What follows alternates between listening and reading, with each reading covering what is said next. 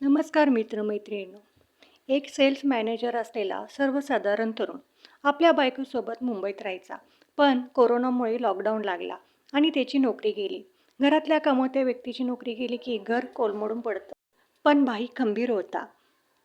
कारण बायको पाठीशी होती. नोकरी नसल्यामुळे त्याला मुंबई सोडावी लागली. सिंधुदुर्गातल्या आपल्या गावी सासोलीला तो आला. आपल्या बायकोसोबत आला आणि इथे सुरू झाला या दाम्पत्याच्या आयुष्याचा सेकंड पार्ट. लॉकडाऊनमध्ये या दोघांनी यूट्यूब चॅनेल सुरू केले आणि बघता बघता 4 लाख सबस्क्रायबर्सचा टप्पा पार केला. व्हिडिओ काय होते तर कोकण आणि कोकणचे खाद्यसंस्कृती, शेती आणि साध्या राहणीमानाचे. होय, मी शिरीष गवसबद्दल बोलतेय. 1 ऑगस्टला ब्रेन ट्यूमरमुळे शिरीषचं निधन झालं.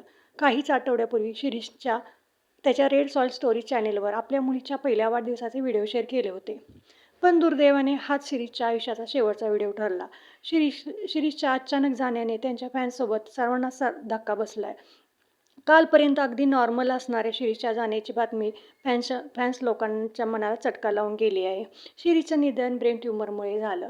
अचानक चक्कर येऊन पडल्यामुळे त्याला हॉस्पिटलमध्ये दाखल करण्यात आलं. पण तेथे ब्रेन ट्यूमर डिटेक्ट झाला. नंतर त्याच्यावरती ऑपरेशन करण्यात आलं. पण ऑपरेशनच्या 4थ्या दिवशी शिरीषचा मृत्यू झाला.